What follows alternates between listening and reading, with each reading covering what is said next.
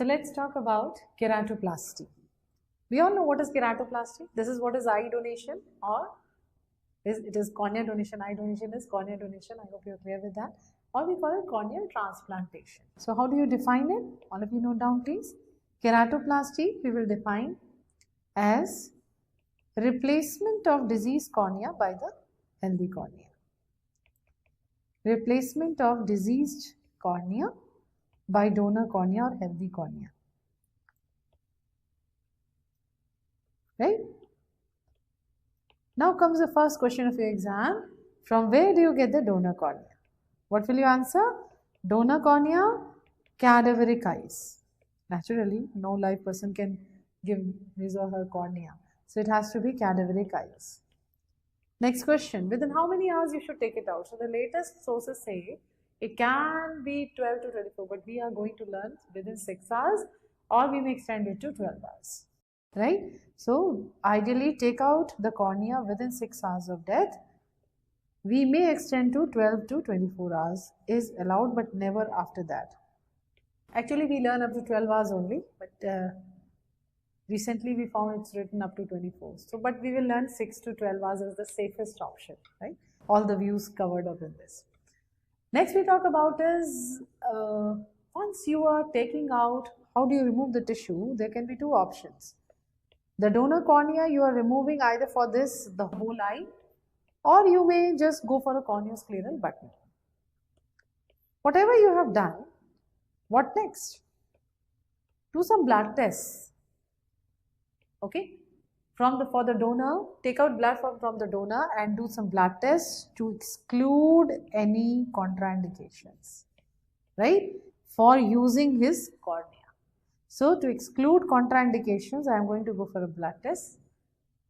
Now what are the contraindications which I am not very happy about and I will not be able to use his or her cornea? Let us talk about, it is of two types. Either we talk of absolute contraindication or we are saying relative contraindication.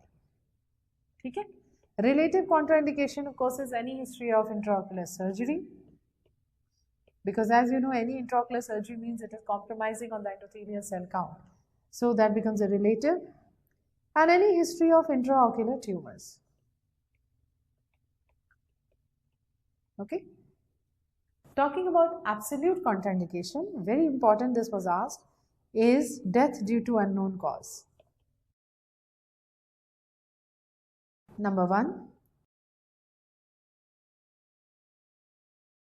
Then the systemic infections which we want to, if these were present, we will not like to use it, like of course HIV, hepatitis, then congenital rubella, syphilis, tuberculosis. These are some important ones. Third, CNS infections. CNS diseases, infections like, again, it could be this one, you have to just know it, is Creutzfeldt-Jakob disease. Right? So one is this. Second, learn with me, rabies. And another CNS problem, multiple sclerosis. So these are all absolute contraindications for taking the donor cornea from this patient. Right? And also number 4, note down, most of the hematological malignancies. Most hematological malignancies, we are going to not take the donor cornea from this patient, from these patients. Okay? So these are absolute contraindications.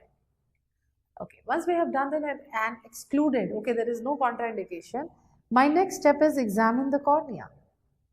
Now, while you examine the cornea, you have to see all the 3 layers, main layers, epithelium, stroma, endothelium, to know whether it is healthy or not. Which is the most important thing to examine?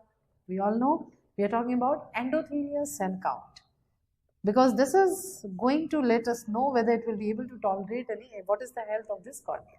So, endothelial cell count this is exam question. What should be the minimum cell count for accepting a cornea as a graft? So in a graft, it should be at least 1500 to 2000 cells per millimeter square. Don't forget it is square. So if both are given, of course, I'll mark 2000. Less than 1500 is not good. Anything more than 2000 will of course be good, right? So this is important and a prerequisite that for a healthy cornea, we have to do a specular microscopy and see the endothelial cell count.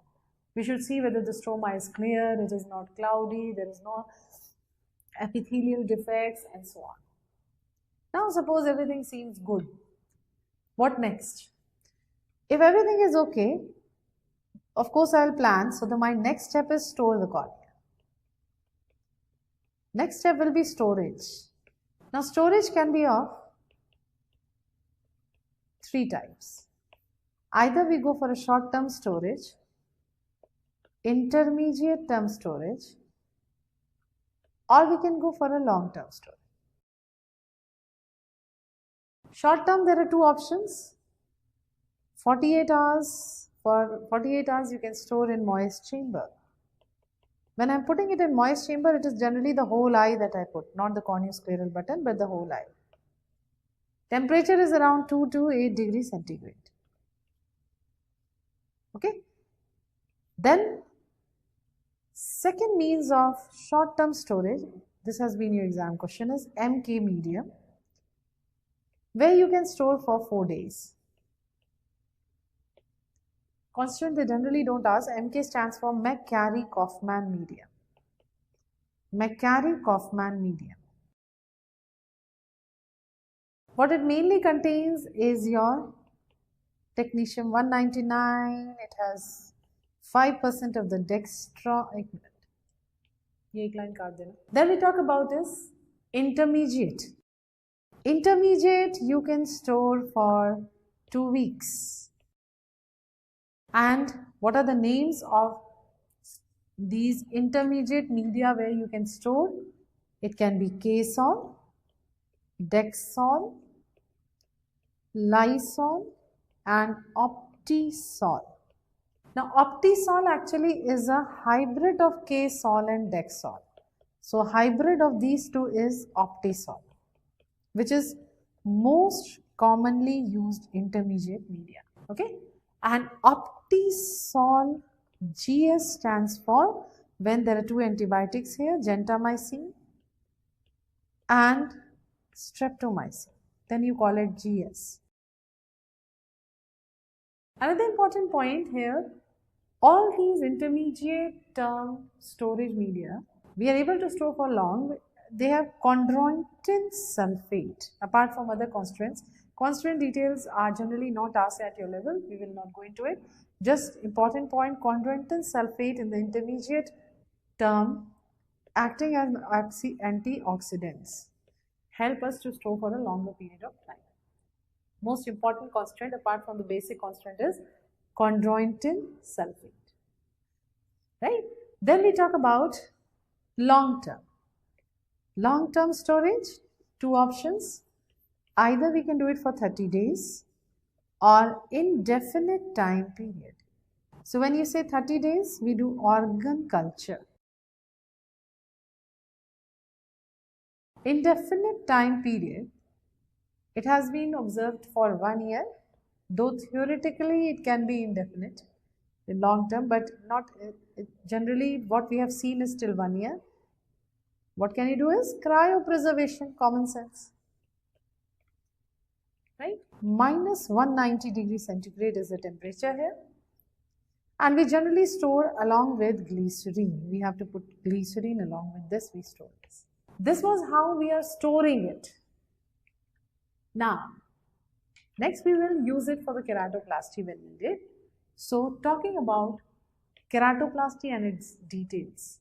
So, classification of keratoplasty. We already know what is keratoplasty. What is the classification of keratoplasty? You can divide it into penetrating. We have just mentioned this. Full thickness replacement is penetrating keratoplasty, or it can be lamellar keratoplasty. Few points for penetrating keratoplasty that we have to know. What is this is exam question, ideal size of the graft. Ideal size of graft we are going to learn.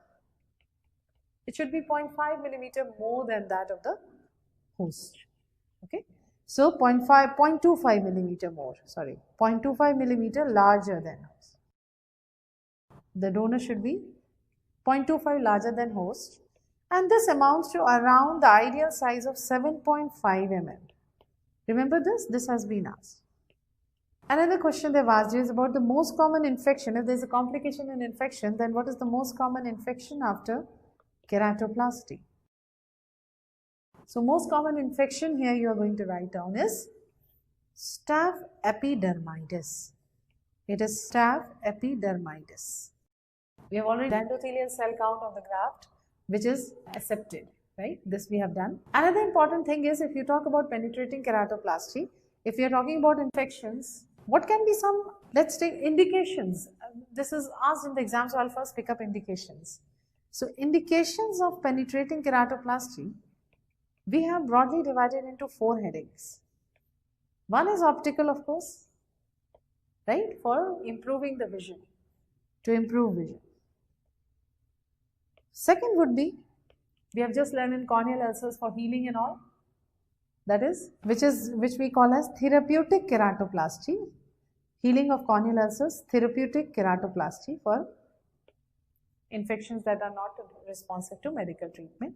Then this is more theoretical, cosmetic. We rarely go for any cosmetic reason to preserve the, that is for cosmetic reasons we hardly do it, but yes, there is one heading that is your cosmetic.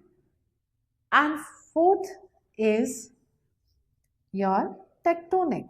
So tectonic, if there is too much of thinning, you have to maintain the corneal integrity, right? So tectonic indication means, if there is thinning, that means we can think about desmatocele, or we can go for and think about is your anterior staphyloma. Right? So these are the indications. If we talk about the optical indication, if we are talking about optical indications, let's think, what is the situation where you are going to get the best results of keratoplasty, where there is no inflammation and the chances of graft rejection is very minimum. So best come, the first is keratoconus. Second is corneal dystrophies, right? Then phakic or pseudophakic bullous keratopathy. Pseudophakic means artificial IOL. Bullous keratopathy, you all know, is bully formation. I've explained you, it is an extreme stage where there is corneal decompensation. And we can't do anything, so you have to replace the cornea. And of course, some corneal degenerations. These are some indications where you are doing a keratoplasty for optical purposes, right? Okay, before I move further, one small thing just I remembered by chance, that I think this was only once asked in the exam. Apart from when you say penetrating keratoplasty, and of course it is full thickness replacement, we are cutting the original cornea and then we are replacing it with the healthy one. And you are suturing it. I'll just show you the slides. Apart from the complication of, there can be infection, there can be glaucoma, there can be, what do you think? It could be shallow anterior chamber if you talk about immediate post-op.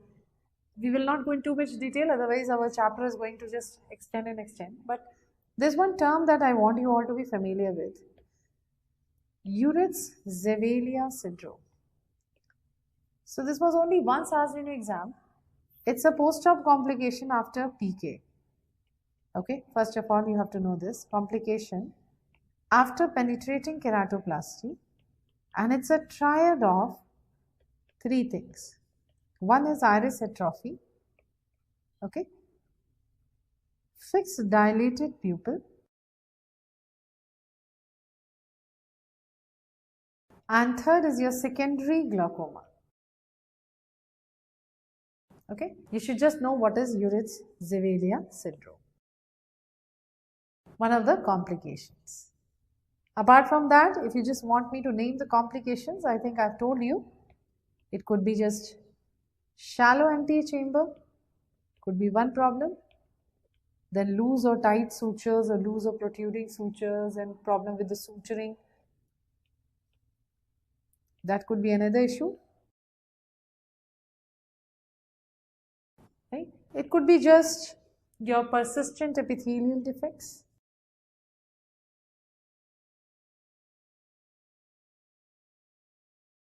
Descemet's membrane detachment can be one possibility during the surgery, means post-operatively. Infection we have mentioned again and again.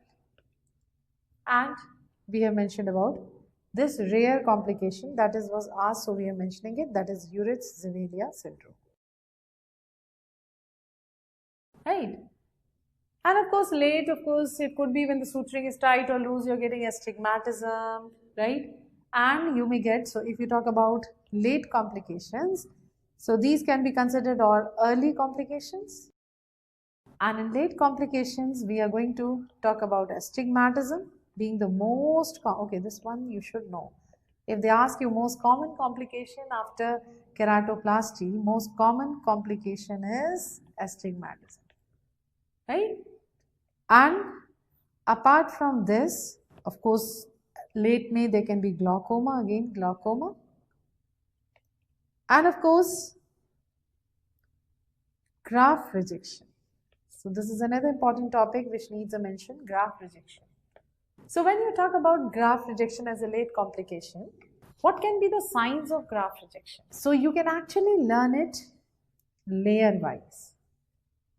If it is, so graft rejection will start with corneal edema as the most common, okay, sign. First there will be corneal edema, there can be all ciliary congestion, there can be uveitis, inflammation in uveitis. Now what they will ask you is, layer wise if we think of, any immune cells in the epithelium, epithelial graft rejection, this one is called case dots. You have to be just familiar with the name. I'll just show you the slide. Write it down first. These are case dots. If we go subepithelial, any infiltration, these are called subepithelial are Crackmer spots. Crackmer spots. Okay, so case dots, Crackmer spots. Then of course there can be stromal haze, right, and edema. There's a stromal component. Endothelial graft rejection is again immune line which is called Khoda-Dost line. So I just want you all to be familiar with these terms. So it is Khoda-Dost line. So please remember, when you're talking about graft rejection, you should keep 1 or 2 points more here. Your cornea is very immunoprivileged. It is avascular, no lymphatics, right? And even your minimum MHC depiction, that is major histocompatibility complex, is also minimum on the cornea. And this is also one reason, keep this in mind. Okay, let's keep this in mind that HLA matching, this is the reason that HLA matching with the donor does not have much role, not much role. Okay, I think this was once asked, one of the students had asked me. So HLA matching has not much role when we are selecting a donor in case of corneal transplantation. Let's see the slides. Okay, if you look here, this is the penetrating keratoplasty. We have stabilized it with the ring and we are cutting the whole thickness of the cornea. And this is the process how you are first cutting, and after that, this was your diseased cornea, right? You have cut it, here you are doing it, and how you are now suturing the donor cornea into it. You have removed the disease and you suture it. After suturing, see these so many sutures, this is how you put the sutures, and you have to bury it so that it doesn't prick. The knots are buried. So any tight or loose suture will always be a problem and can lead to astigmatism, which is the most common complication of keratoplasty. Don't forget it. Talking about the signs of graft rejection. So from least common to most common, you don't need to learn that way. Just know it. There's corneal edema, I mentioned this. There can be keratic precipitates, which is more on the corneal graft. Corneal vascularization, stromal infiltrates. Khoda-Dost line we learnt as endothelial graft rejection. Epithelial graft rejection is case dot. And subepithelial we learnt as Crackmer spots. Right? Okay? So this is your corneal edema. Again, I can see corneal edema, and here I can see a fixed line altogether. This is what is Koda-Dost line, which is the endothelial graft rejection. Look here, these are crackmus spots which are subepithelial in the corneal stroma, just below the epithelium. To be more accurate, below the epithelium. Right, so that was about your penetrating keratoplasty, and these are the things in and around that we are supposed to know. We next talk about is lamellar keratoplasty. What are the types? Let's have an idea about lamellar. So partial thickness replacement is lamellar. Right? It can be either, think yourself, either the upper part you are removing in the cornea, or you are only removing little bit of stroma with descemet and endothelium. And this is the descemet membrane and this is the endothelium. So either I am leaving this behind if the pathology is only on the upper part of the cornea. Why to disturb the endothelial cells? We want to avoid any disturbance to endothelial cells because endothelial graft rejection rate is very high. Keep that in mind. So if I am doing this, this is anterior lamellar keratoplasty. Now I can go it very superficial when I am only removing less than 1/3 of the stroma. This is called SALK, superficial anterior lamellar keratoplasty. What is SALK? Only up to less than or equal to 1/3 of the stroma. And if I am talking about deeper anterior part, it is called DALK, deep anterior lamellar keratoplasty. LK means lamellar keratoplasty, so now it becomes deep anterior lamellar keratoplasty. So it is more than 1/3, I am replacing this much. Then it becomes deep anterior lamellar keratoplasty.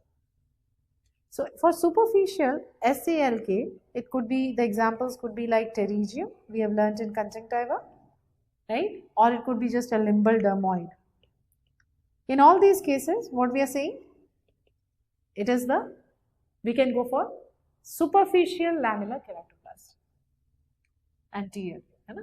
Now we talk about posterior, where we are only removing the endothelium, the descemet and maybe part of the stroma. This is called DELK. I told you LK is lamellar keratoplasty. DE stands for deep endothelial.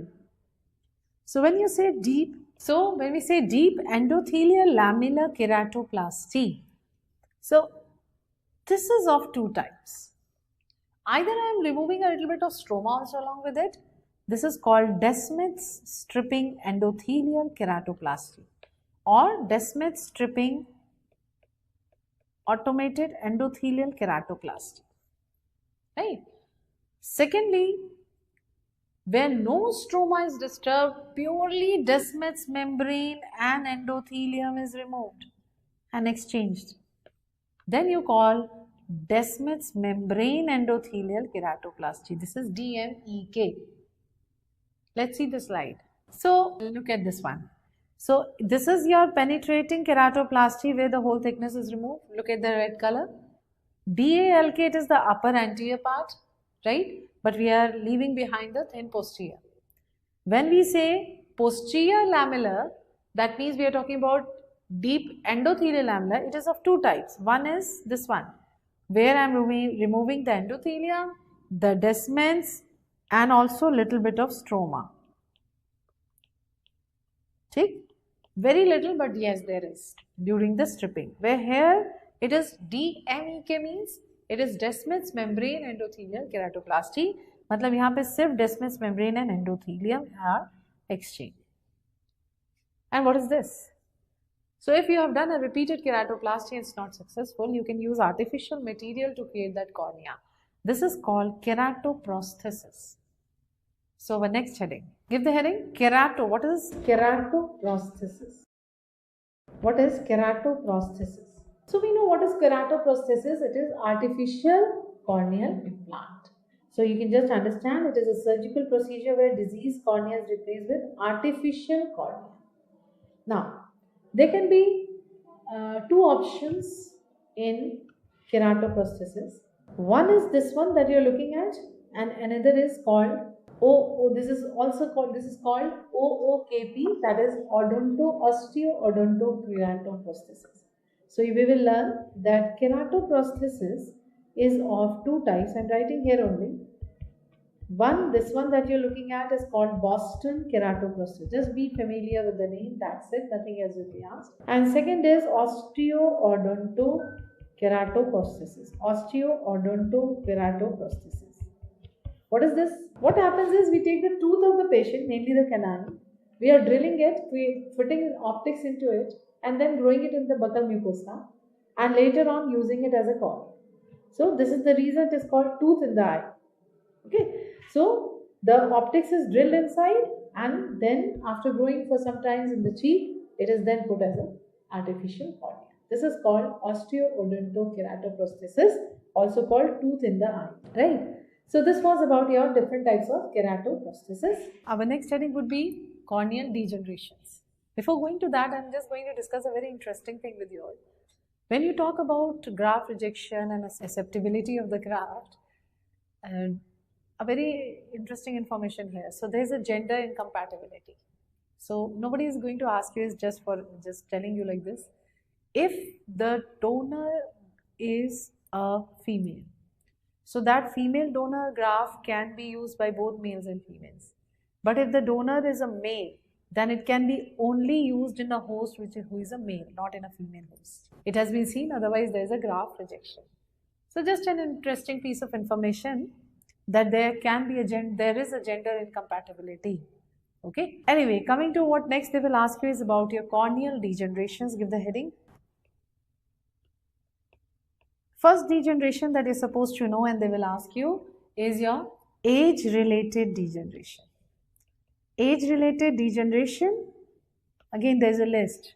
You should just be familiar with the names. It is arcus senilis, which is most important, you're supposed to know.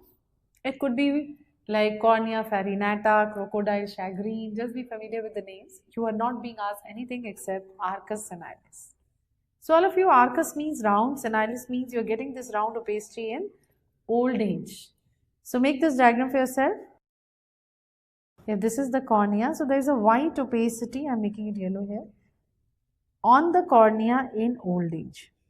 This is what is arcus. What are the points to know? This is the limbus. There is a clear space between the two, and this is what is called lucid interval of Vogt. So this is what is lucid interval of Vogt, right? Okay, so arcus senilis occurs due to, question number 1, you will answer lipid deposition. Which layer? Stroma and Bowman's. Bowman's is a part of stroma only. So stroma and Bowman's membrane. Right? Mainly you have to say stroma. Another important information, it starts superiorly and inferiorly. Just as we had learned for the cave plane. It starts superiorly and inferiorly and then becomes a circle. Keep this in mind. And if it happens in a young age, what do you call that? Arcus juvenilis. This will happen if there is any dyslipidemia. So the cause will be dyslipidemia. Another very interesting information. If there is any unilateral, of course it has to be bilateral, but if it is a unilateral arcus, it indicates a contralateral carotid artery stenosis. Okay? Think about it, you will understand. Okay, then we talk about, this was arcus and these are the things they have asked you. The last point was just additional, they haven't asked you this anyway. Then we come to the next important degeneration. Let's first have a look at it. So this is your arcus senilis. This is a white opacity on the cornea.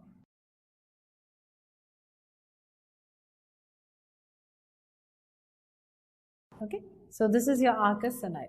Next degeneration, have a look. This is band shape. Can you see the deposition is in form of a band here? This is why we call it band shaped keratopathy. You should know the short form also. They sometimes just put it as BSK. So band shaped keratopathy is calcium deposition. Make the diagram. It is at the interpalpebral area, right? The area which is not covered by your lids. So this is your calcium deposition, which is called, and this calcium deposition is generally subepithelial. It is also seen in not only subepithelial but below, that means in the Bowman's membrane and also in the anterior stroma. Anterior stroma. This is the deposition that is happening. Okay, so why it is happening? What is the etiology? The question has been asked, what is BSK? We will tell it is a calcium deposition. Second question, most common cause, idiopathic. Okay, idiopathic, generally age related, which is generally age related. Second cause could be any the ocular diseases where you can find it, like in cases of chronic uveitis in patients of GRA, that is juvenile rheumatoid arthritis. Then it can be seen in phthisis bulbi, blind shrunk eye, right? It can even be seen in absolute glaucoma. These can be the ocular diseases which you have to remember, where you can get a band-shaped keratopathy.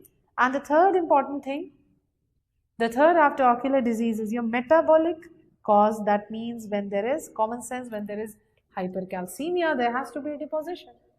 So hypercalcemia causes, you have to keep in mind, can be a cause of band-shaped keratopathy. Comes another question of your exam, put a Q. Sarcoidosis. This is also a condition where you get band-shaped keratopathy because of the same hypercalcemia. Right? What can be the other causes? Sarcoidosis is one.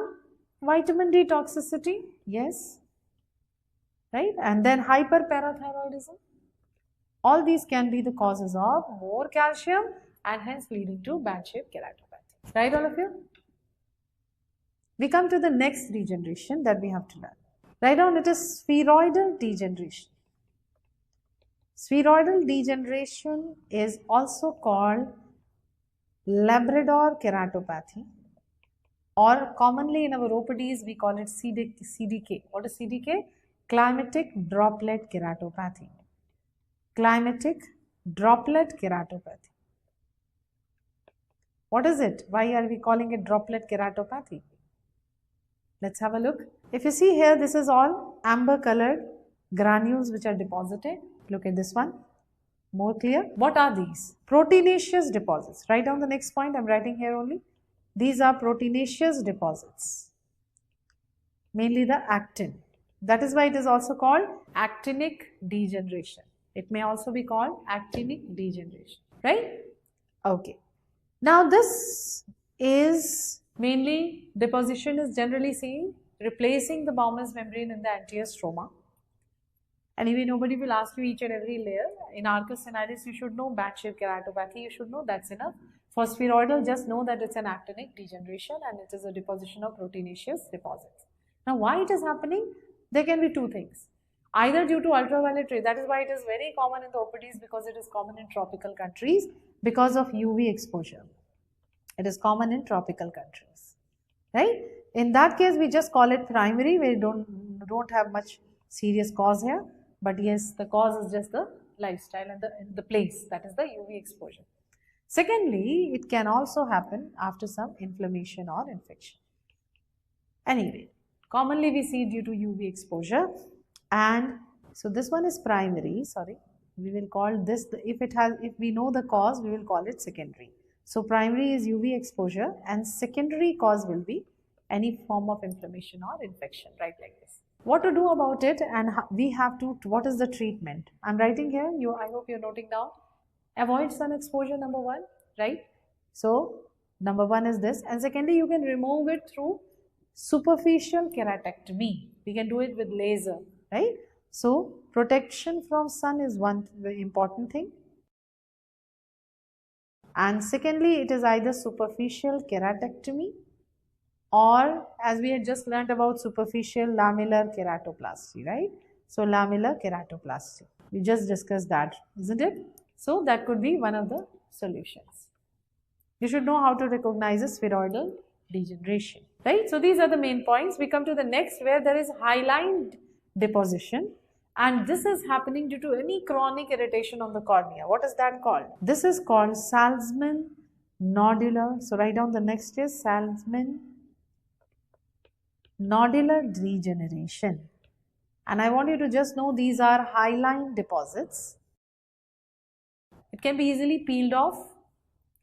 Okay, it is just more at the above the Bowman's membrane. So it can be easily peeled off. And the cause, you can write any cause of chronic irritation to the cornea, like For example, trachoma, chronic blepharitis, right? Dry eye. So all these can be the causes for Salzmann's nodular degeneration. Again, what is the treatment? We go for lubrication, and of course we can either remove it by superficial keratectomy or with manually or by laser. Then we come to the next degeneration or keratopathy. What is this? Very important, asked in the exam. Can you see the deposition of the drug in a whirl-like manner, radiating from a single point like this? Right? So this is your vortex keratopathy. This is what is vortex keratopathy. We also call it cornea verticillata. Cornea verticillata. It is deposition of the drug in a, as you can see it here, whirl-like manner. Why it is in a whirl-like manner? Because the epithelium, it's all deposited in the epithelium, and epithelium, when it renews itself from the stem cells, it is migrating in this way and it looks like this. This is the explanation they give. Okay? Anyway, so talking about what they ask you in the exam is the causes. So what are the causes of vortex keratopathy? It's a drug deposition. So what are the causes? Etiology we will learn. We start with chloroquine. We have learned this earlier also. Then amiodarone is a very important cause. It is dose related. Remember, amiodarone, tamoxifen, indomethacin, Fabry's disease. These are the causes. Also in relation to one exam question, please note down, chlorpromazine is deposited on endothelial cells. Okay, this is not a cause of vortex keratopathy. So it is not a cause of vortex keratopathy, it is deposited in the endothelial cells. Okay, then we have already mentioned this when I was teaching you herpes. Lipid keratopathy is nothing but lipid deposition in the stroma. So this time it's not in form of arcus senilis, so don't get confused. Arcus was due to old age. So here the lipid is irregular deposition of lipid, understand this way. And what is deposited? Phospholipids, cholesterol, fat, everything in the stroma. Okay? So it is deposition of cholesterol, fats and phospholipids. Where? In stroma. If we do not know the cause, if it is idiopathic, this is what we call as primary lipid keratopathy. There is no vascularization in primary lipid keratopathy. It has just happened spontaneously. But if I am talking about a secondary lipid keratopathy, what is the cause? We know the cause. So here it is all the causes where there will be corneal vascularization. It will be a cause of secondary. And the most common in all the causes of where there is inflammation, infection, where there is corneal vascularization. And the most common, which has been asked in your exam earlier, not recently asked, but yes, it has been asked 100%. So you will answer herpetic eye disease. We are talking about HSV infection or NZO infection. This becomes the most common cause. Or it could be any etiology which is causing corneal vascularization. That can also lead to lipid keratopathy or deposition of lipid, any ocular disease. Then even ocular injuries. We are going to talk about corneal opacities. So corneal opacity, when is the corneal opacity formed? Only when the stroma is involved, right? So whenever there is a breach in the Bowman's membrane and stroma gets involved, we get a corneal opacity. So corneal opacity will be of 3 types depending on how much stroma is involved. We can say it can be nebular, it can be macular, or it can be leucoma. So if suppose this is your cornea, if only less than 1/3 of the stroma is involved in this is the stroma. So if less than 1/3 of the stroma is involved in opacity, this is your nebular corneal opacity. Between 1/3 to 2/3, up to this much is involved, then you call it macular. And more than 2/3 till full thickness, this is what is leucoma. So let's draw leucoma as full thickness. More than 2/3 or full thickness becomes glaucoma, right? So these are the three types of corneal opacities. How do they look like? If I look at the macula, just below that, draw this. If I talk about macula, it is faint white. Keep drawing the diagram, I'll let you know why we are drawing it. Okay, so this is faint white in color, right? Then we talk about little more darker or white is your macula, and we can describe glaucoma as dense white. Glaucoma is dense white. Now, the question they have asked you in the exam is, which will diminish the vision most? So all of you, answer is nebula. You may be thinking about glaucoma, but I think many of us know this. It is nebula. Why nebula? Let's understand. What happens? It is faint white, only occupying a superficial less than 1/3 of the stroma.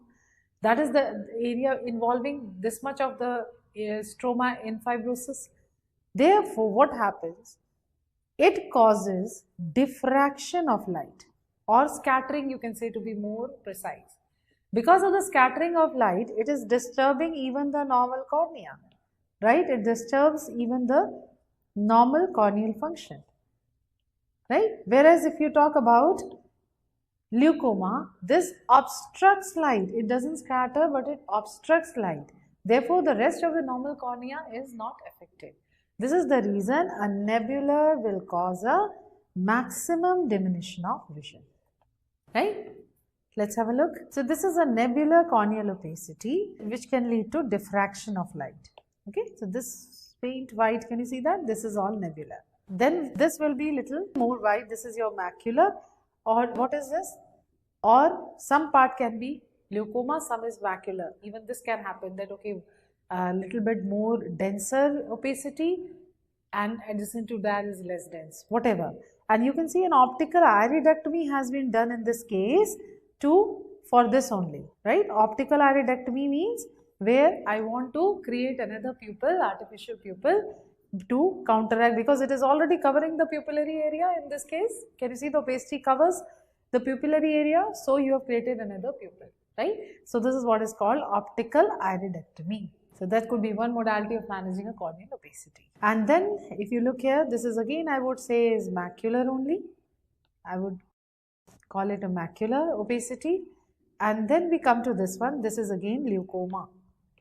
Now, when I am talking about maximum diminution of vision, we are not including or considering that it is occupying the pupillary area.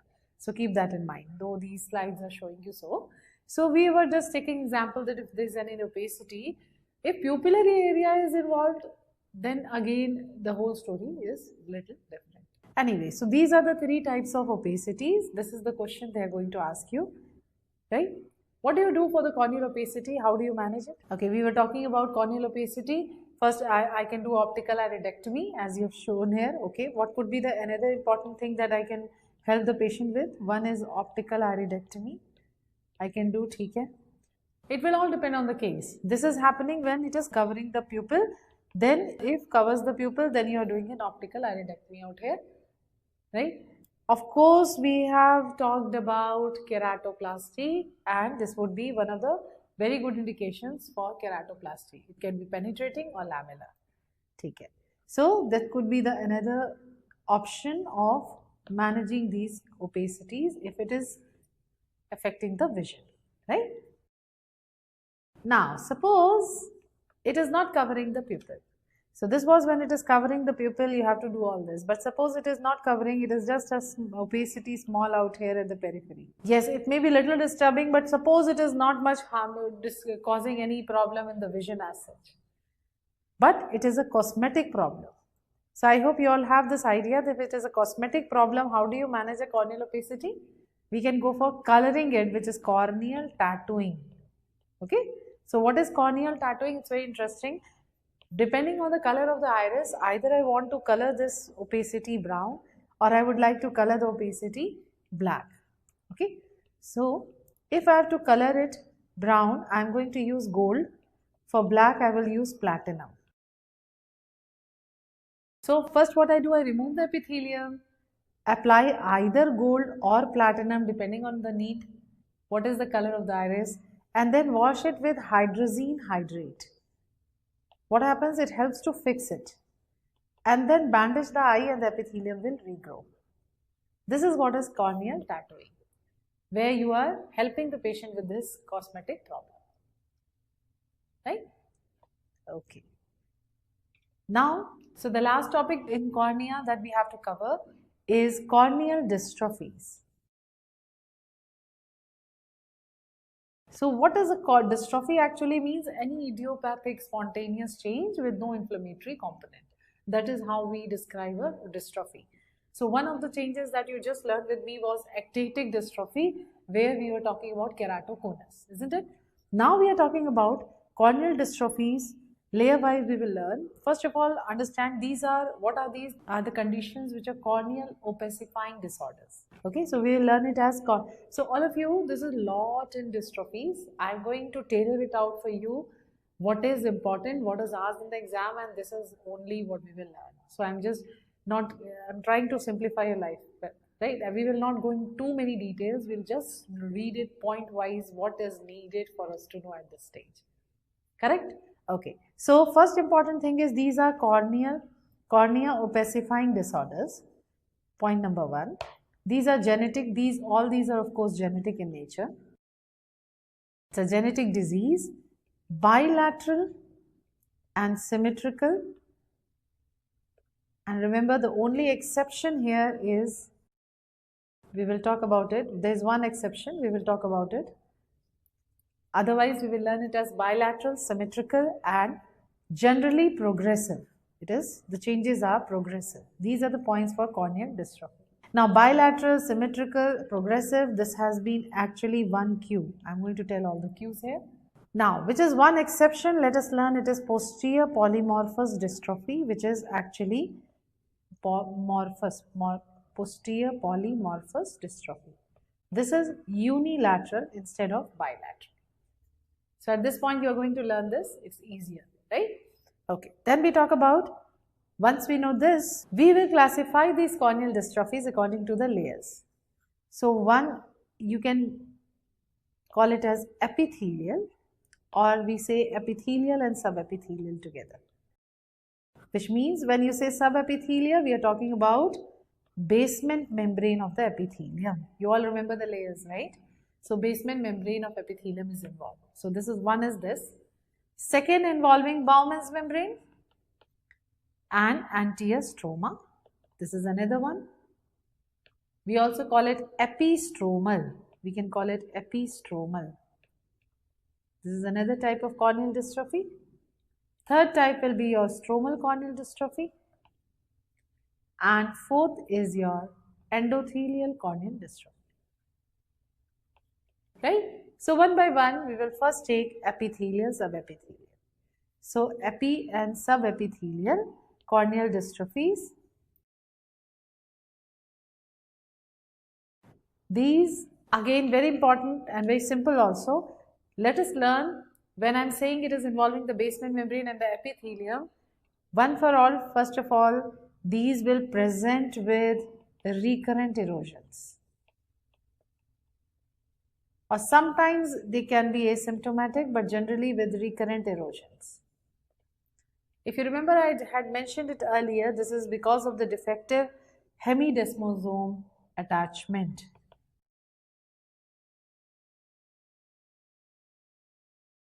Especially in the microcystic dystrophy. Okay, so if this is the problem, what is the solution? First of all, we come to the names. We will learn two names. What are the types of this type of dystrophy? We will learn two names. First is your microcystic.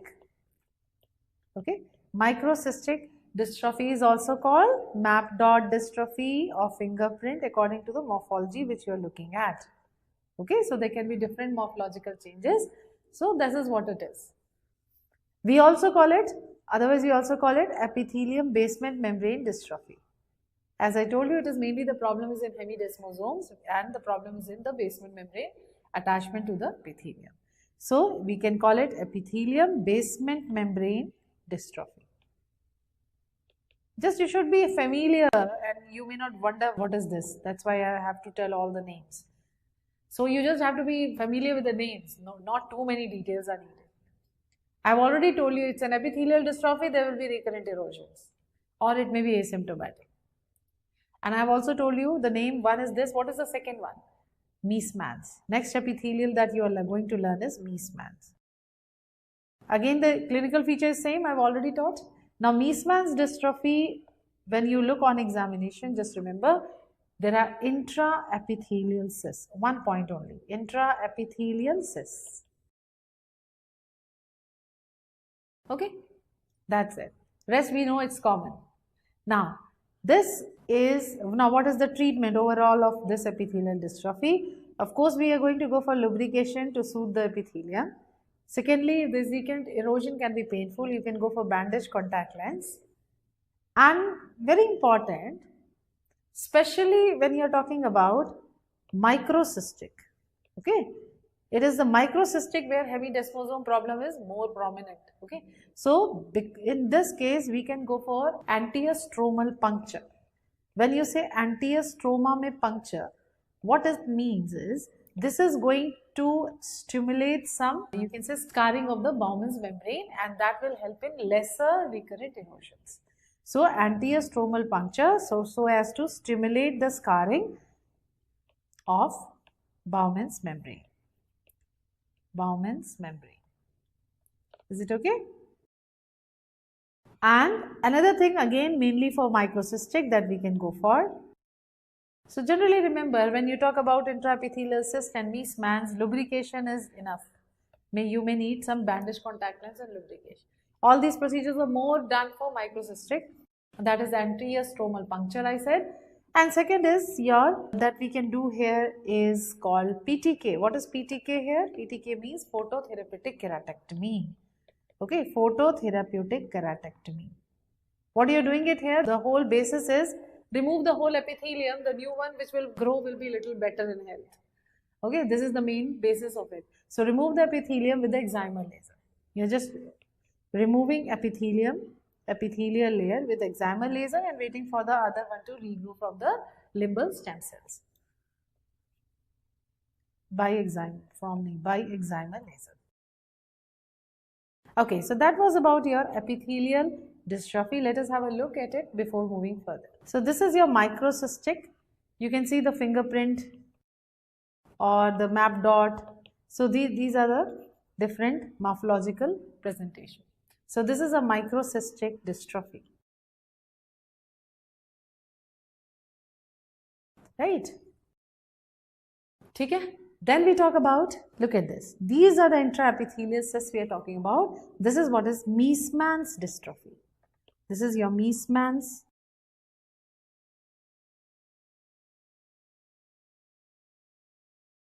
Okay. We come to the next point. The next type that you have to learn here is your anterior stromal or dystrophy of the Bowman's membrane, right? So when you say Bowman's membrane, next is Bowman's membrane dystrophy. Again, if it's a Bowman's membrane dystrophy, right? So the clinical feature would be what? Again, recurrent erosions. Easy. Again, it is simple.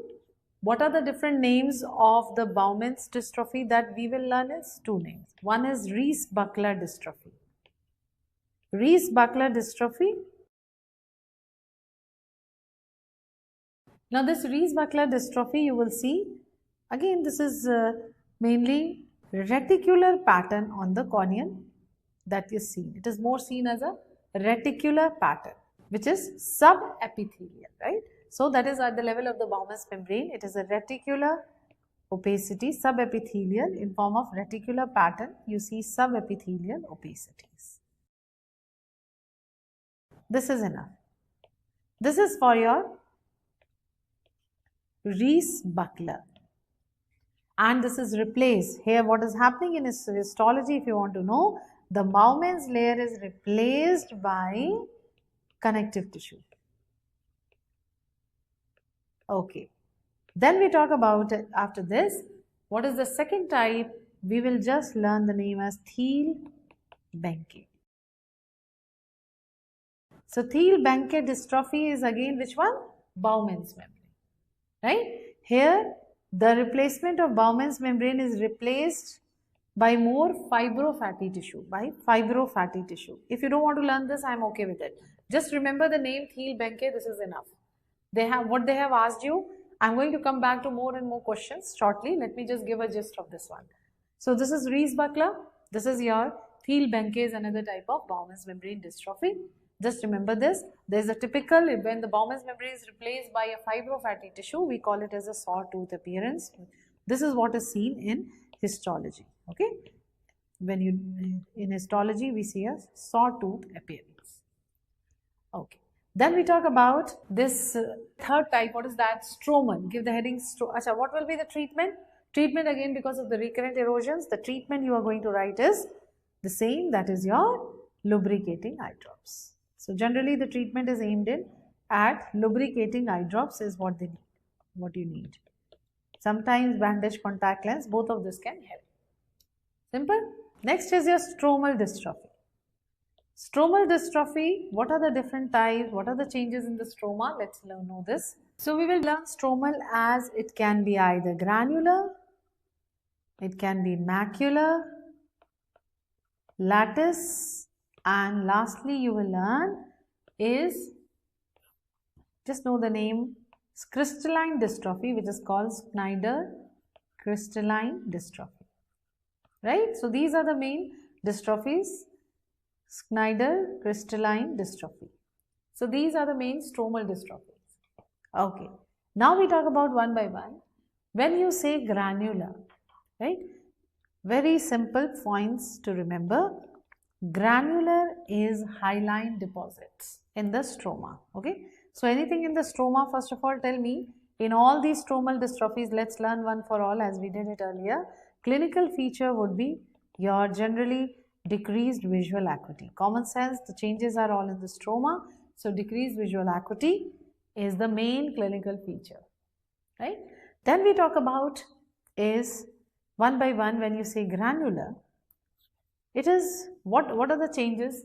It is mainly hyaline deposits. Just learn important points. It is hyaline deposits. And when you look at the granular, they look like sugar granules with clear area in between. With clear, this is important. I will just show you the slide. With clear cornea in between. The cornea is not cloudy in between. It just looks like clear sugar granules with clear cornea. Let me show you. Chalo, let us have a look at this. We forgot about this one. Huh? This is what is Rees-Buckler with a reticular pattern. So this is your Rees-Buckler dystrophy. And what was about Thiel-Behnke? Okay, one more point regarding Thiel-Behnke before I came to stromal, I just missed it. Thiel-Behnke, we were talking about sawtooth appearance in the histology. One more thing that you should know, that the appearance examination, what you see in Thiel-Behnke is honeycomb appearance. Right? So, this time the same opacities, the opacities are again subepithelial and they are honeycomb in appearance. Right? Involving the central cornea. Okay. Then we talk about, okay, so let me check this. This seems to be an overlapping picture here. I would say more like a honeycomb appearance than a reticular appearance. I don't know why they have given it as Rees-Buckler. So we'll check on this. Let's wait. Right. Then we talked about stromal dystrophy. So stromal dystrophy is these four types. We were talking about granular, right? And these are the points that you will remember for granular. Hyaline deposits and looking like sugar granules. And how does it stain? It stains with, this has been your exam question, make a Q here, Mason trichome. Stains with Mason trichome.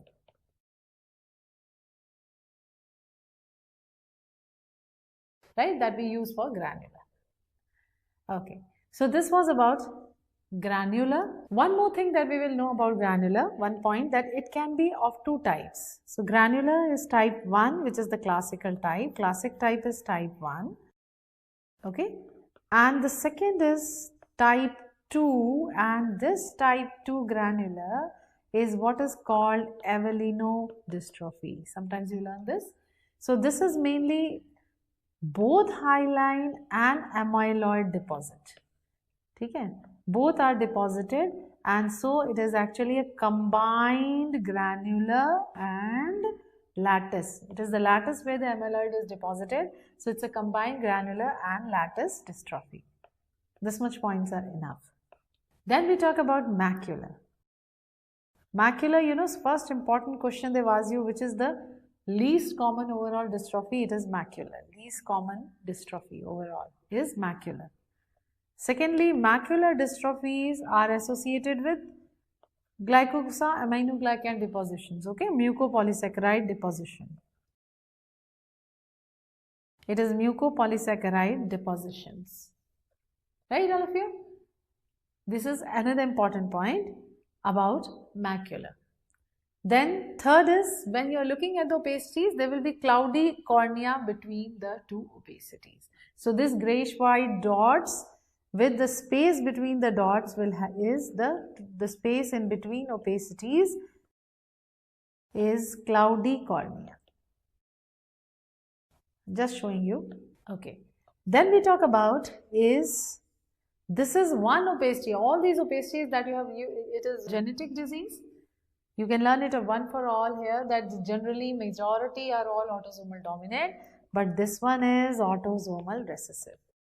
So macular dystrophy is autosomal recessive.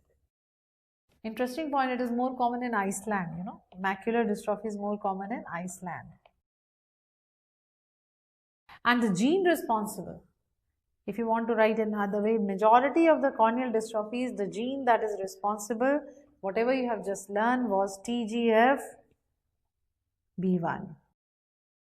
But when you talk about macular dystrophy, the gene that you have to learn here, they haven't asked you the gene though, but just know it, it is CHST6. So the gene is different for macular. For the rest of the dystrophies that you have learned, it is TGFB1. Okay? That is about, these are the points about macular. So we talk about lattice corneal dystrophy can be type 1 or type 2. Right? Type 1 is the classic form and type 2 is what is called as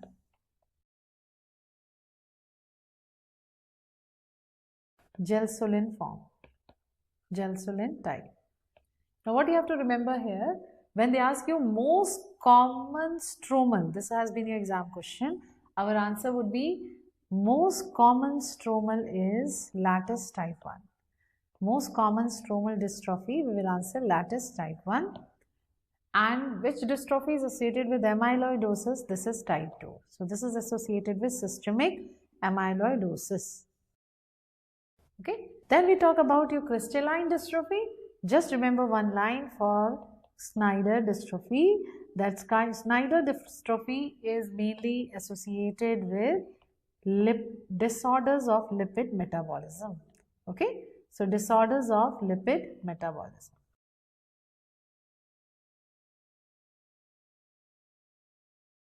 Right. So again there is deposition of phospholipids and cholesterol deposits, which is same.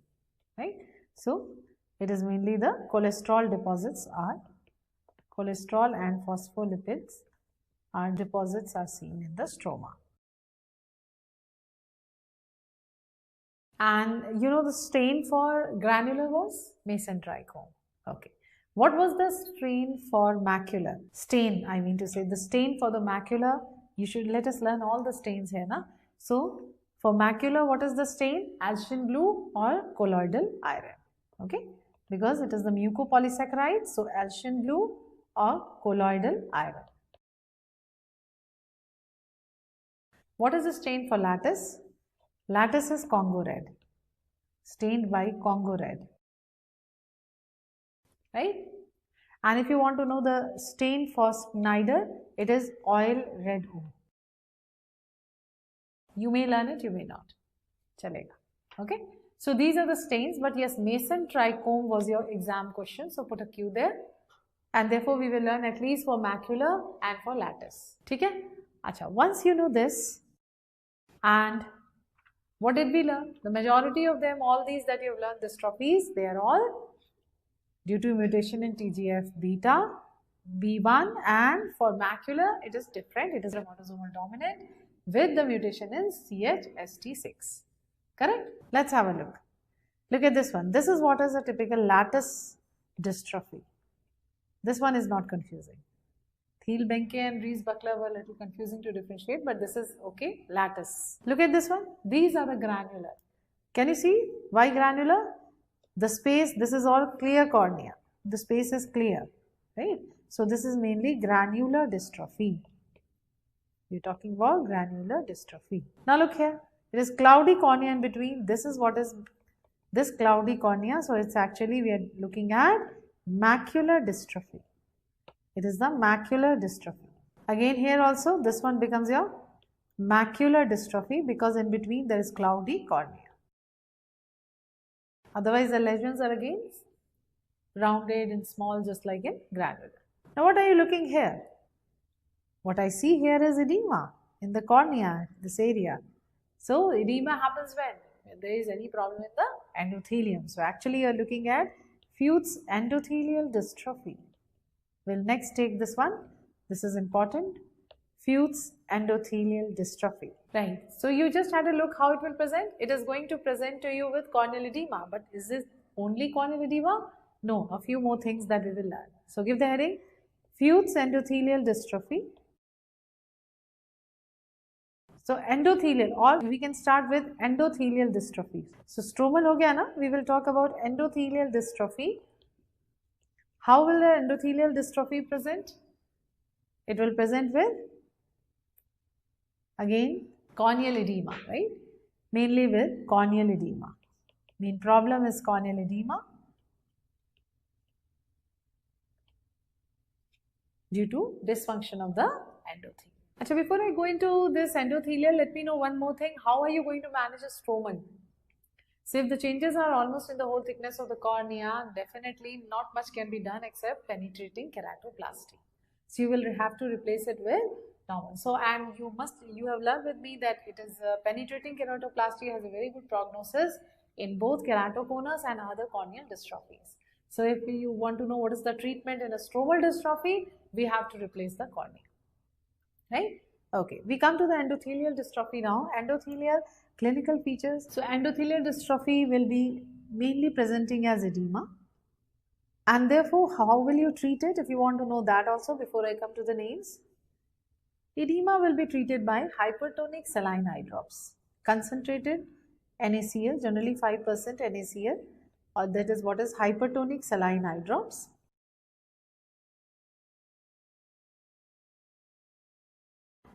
Sometimes we even use a hair dryer to dehydrate the cornea in few cases. Even this is given as use of hair dryer as a modality of treatment. If it is a bullous keratopathy and rupture of bullae, so in cases of if the bullae is present and there is a bullae rupture, now this is very, very painful. So you can go for bandage contact lens. You will have to manage it with antibiotics and cycloplegics for any associated inflammations, right? So this is how you are managing it, and if nothing is working, of course you have to replace. Either I can go for only replacing the posterior part. So keratoplasty, either I choose to go for a penetrating keratoplasty or a posterior keratoplasty, posterior lamellar keratoplasty. We have done this earlier as well. We next talk about is what are the names of these endothelial dystrophy. One is Fuchs endothelial dystrophy, right? Fuchs endothelial dystrophy, what are the points? And second name is posterior polymorphous dystrophy. Let's learn the few points here. For Fuchs endothelial dystrophy, it is mainly more common in females and it can be associated with open angle glaucoma. So this is important, right? So what is happening here is accelerated and bilateral endothelial cell loss. How do you examine the endothelium? Through specular microscopy. So when I am doing a specular microscopy, I see a beaten bronze appearance in the endothelium. We will learn beaten bronze in your retina chapter as well. This is called beaten bronze endothelium, and you will later lead, this is later going to lead to bullous keratopathy. Now, very important, they have asked you once is when you look at this endothelial cell here, some central endothelial cell may show protuberances, or you can say, or warts or excrescences. It is mainly from the Descemet's membrane actually. So, at the central part, central cornea mein, we see central wart-like or protuberances or excrescences, which are seen as hollow spaces in specular microscopy, and this is from actually Descemet's membrane, and this is what you call corneal guttati. This is another point I want you all to know.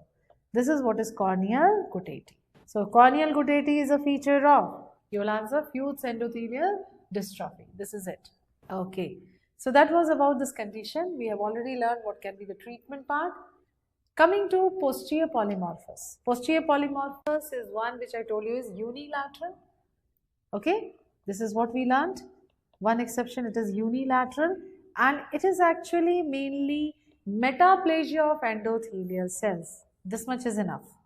Unilateral, it is a metaplasia of endothelial cell. Okay. So you may see it in early childhood. Okay. Early childhood. It is, now because it's not, okay, I'll not increase the points here because it will complicate your life. Voice has not been asked much. Let's do only this one, these 3 points. Right. So this was about posterior polymorphous dystrophy. Chalo, let me add the last point. The last point is it can be associated with glaucoma, and secondly, you have learned with me this in your chapter of lens, Alport syndrome. Okay, glaucoma and Alport syndrome. Now we are done. Okay, so this was all about your corneal dystrophy, and this was all about cornea. It looks a little long chapter, but when we divide it intelligently and start learning, it is quite easy, more factual, but very interesting. Okay, so keep working hard. All the best. Stay blessed.